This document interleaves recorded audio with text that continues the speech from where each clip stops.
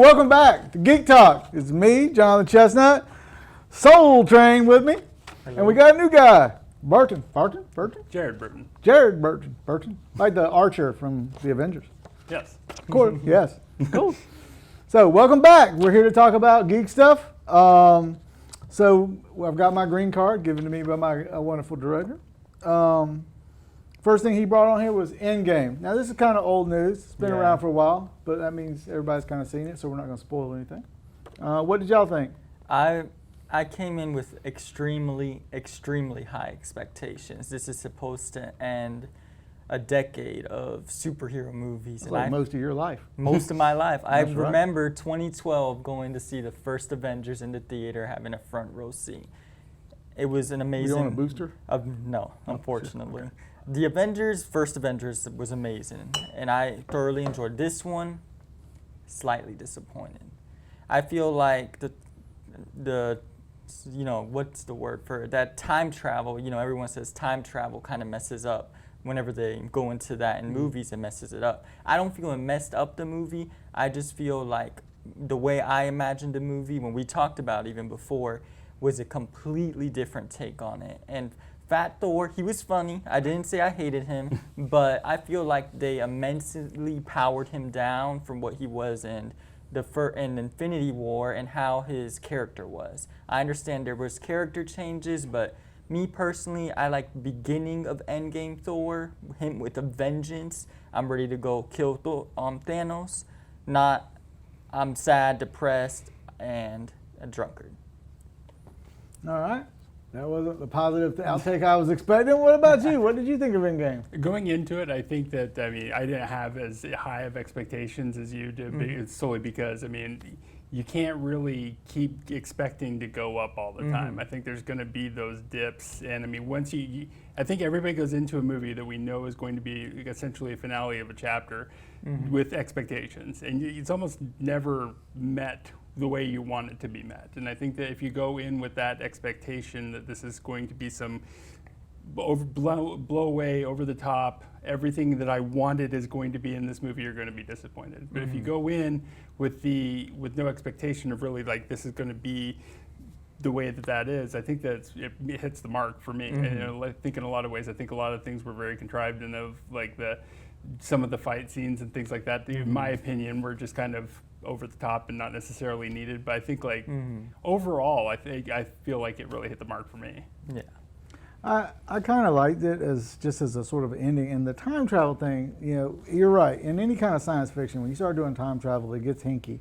But I think what they were trying to do in it was kind of like recap. Because they went back to sort of all the different movies and all the different things. So they showed you a little bit along the way to get to back to that point. We saw World War II cap. We saw the Avengers right after the big fight. We saw Thor Ragnarok and right before his mother dies. And I think the time travel was kind of a way to recap everything. And it's I don't feel like they did horribly with it. It was a good time travel compared with what other franchises have done when they venture into the Forsaken realm of time travel.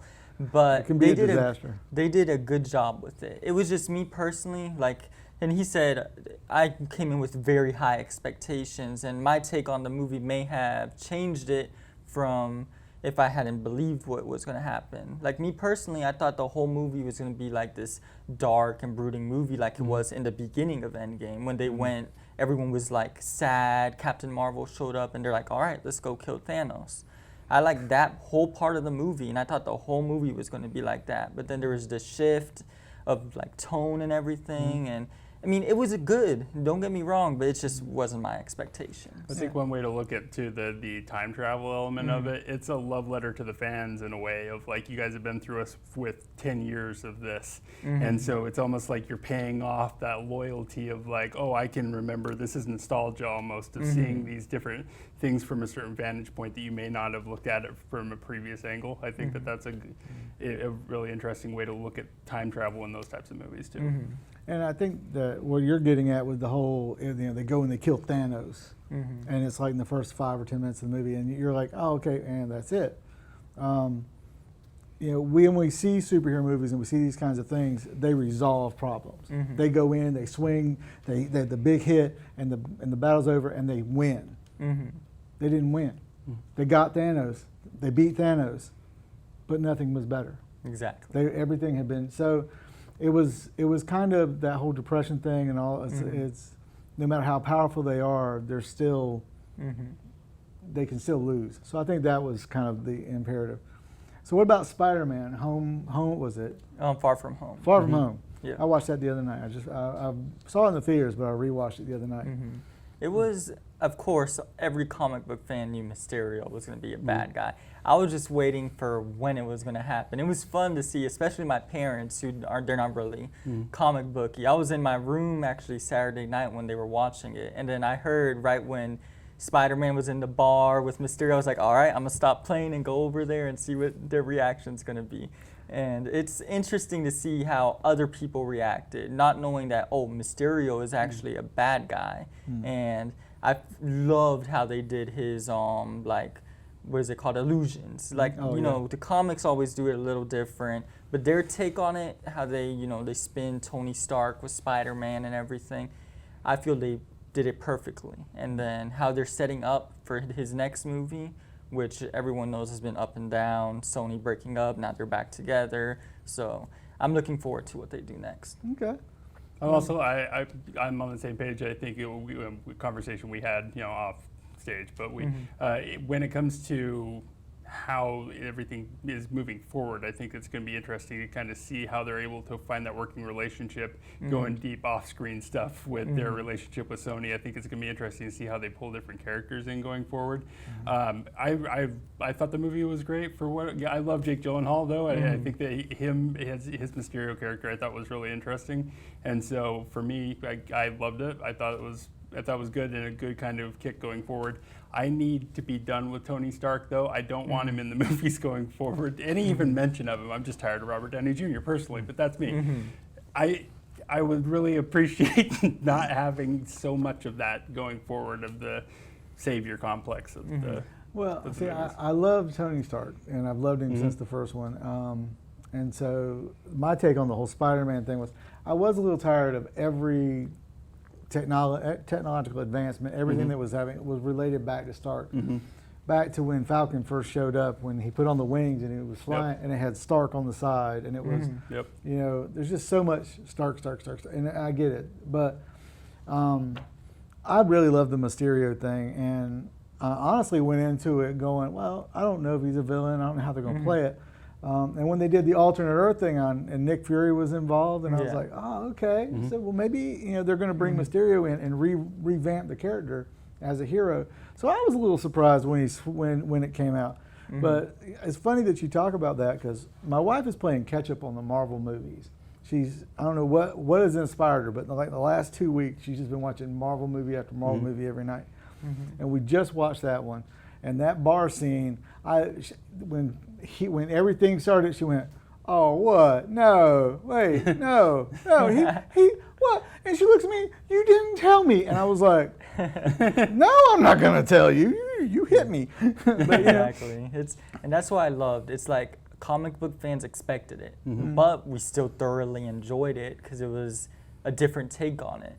And also, like, going back to when they were saying the multiverse and all of that, even though it was fake, he did name drop the actual Earth from the comics. I think it's 616. 616. And that's going to open up, I think, to the actual multiverse and how they hopefully introduce the X-Men, how they introduce Fantastic Four and everyone else that's coming into the MCU in the next 5 or 6 years. So I'm very excited to see how they use this to put everyone in. I thought that was smart to bring in the multiverse stuff for that side of it. Of like, you don't really know whether or not this particular Mysterio is the Mysterio that we know from our Earth and where all that comes from. So I think that was interesting to bring that in. Yeah, I thought it was really cool. And it's interesting you talk about the Fantastic Four. I was watching a video where they were talking about at the end of Spider-Man Home Again. Yeah, Home. With the Fantastic Four, because they've moved out of the Avengers building, and so someone new is moving in, and so there's like 1, 2, 3 question mark. Yeah. and then it's on this sign. Didn't even think about that. That's great. And so there's something talk that's going to be the new Fantastic Four building, Oh. that it's going to be.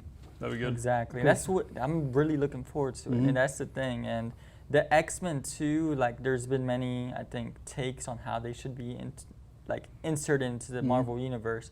And I haven't been reading of it. You might have the Powers and House of X, the new comics that have been dropping on the X-Men.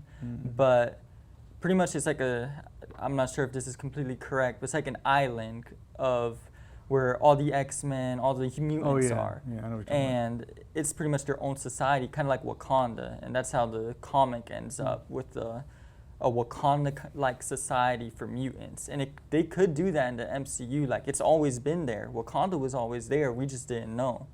And that would be an interesting way to introduce the X-Men. Or, there's plenty of other ways, multiverse. But I'm just excited. I really am.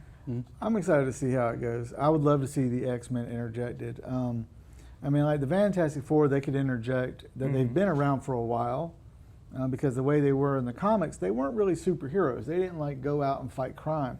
They were adventurers, and so they would go to these places and they would run into people like Mole Man and Doctor Doom and stuff like that.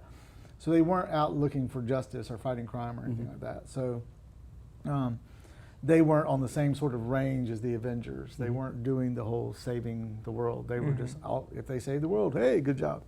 The X-Men, that'd be interesting if they go the real direction back to like Cyclops, Marvel Girl, Beast, Angel, and Iceman, with the black and yellow costumes, because they didn't want their powers. So they may have been around the whole time and you just didn't know. Exactly. And they just hid in the media, because Xavier in the old comics, he kept erasing people's minds of having seen them. And so, which could possibly be like they've always been there. They just didn't know. So now Joker, have you seen it? yes. Have you seen it? All right, this is on y'all. I have not seen it yet, so it's No still in the spoilers. theater, so no spoilers.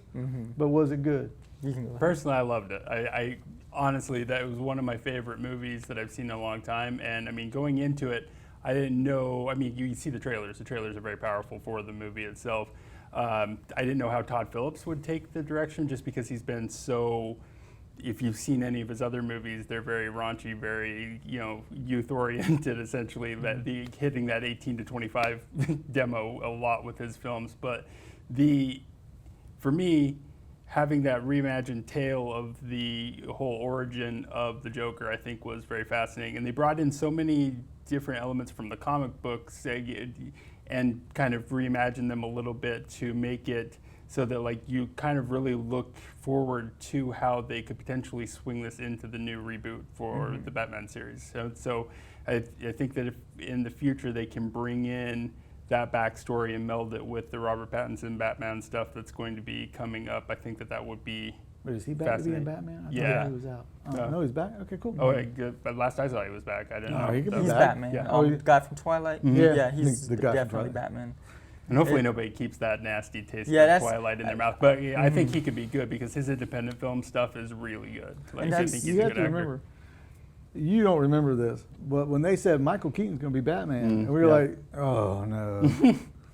And then, he turned out to be the one. Batman. Yeah, I mean, Yeah. so. And that was me with Ben Affleck. I never had seen Daredevil, but I had heard it was a horrible comic book movie. And I will kid you not, in Spanish class, I wrote an entire paper on why Ben Affleck should not be Batman. It was entirely in Spanish, so that's why I could use that topic.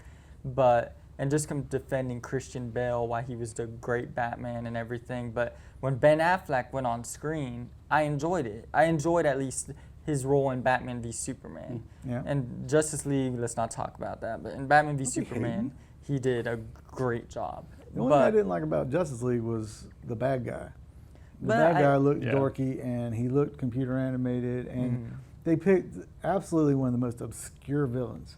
And it was like, why go that route? They could have they could have used Darkseid. They could have done. Well, that's the thing. Darkseid is like a Thanos level villain, though. Yeah. And I wouldn't want them to rush to Darkseid, because Darkseid is just crazy. So I feel like you said. But we didn't even get a taste of it. I mean, basically we got the Hell Dark Side kind of thing. But well, that's an old story. But you But got the logo, John. That logo wasn't enough for you. the And Omega the- symbol, which is Greek. So why is it? I don't. But the Ben Affleck thing. I always said you don't have to play a good Batman because anybody can play a good Batman. You stand up, you poke your chest out, and you go, "I'm Batman," and you're Batman. Exactly. But Bruce Wayne is the trick. If you can pull off a good Bruce Wayne, you can pull off Batman.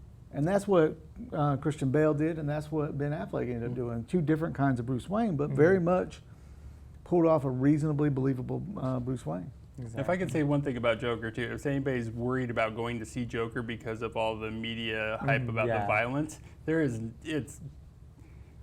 considering what we get on things like 2020, it is not a violent movie in that as far as they've been pushing it. I think that like it's relatively tame considering you can see a lot of that stuff just on regular network television now. And for example, John Wick, the most recent Rambo movie, extremely more violent. We've got our society's just gotten desensitized. We've raised the violence meter up. So exactly. No, for sure. And Joker was nowhere near as violent as those movies. And I went into that movie, I wasn't even thinking about that. I'm like, this is a comic book movie. I'm going to enjoy it. And the media is over here escalating it. Oh, it's going to cost so many things. In reality, it isn't. I mean, it's because, in my opinion, it has the Joker title. That's the reason they're doing it. I was listening actually to a podcast. They were saying it's because it had Joker. If it was called Clown or Jokester, the media wouldn't be messing with it in reality. Well, that's the guy from Earth 3, which this Jokester is this good guy, Green Joker.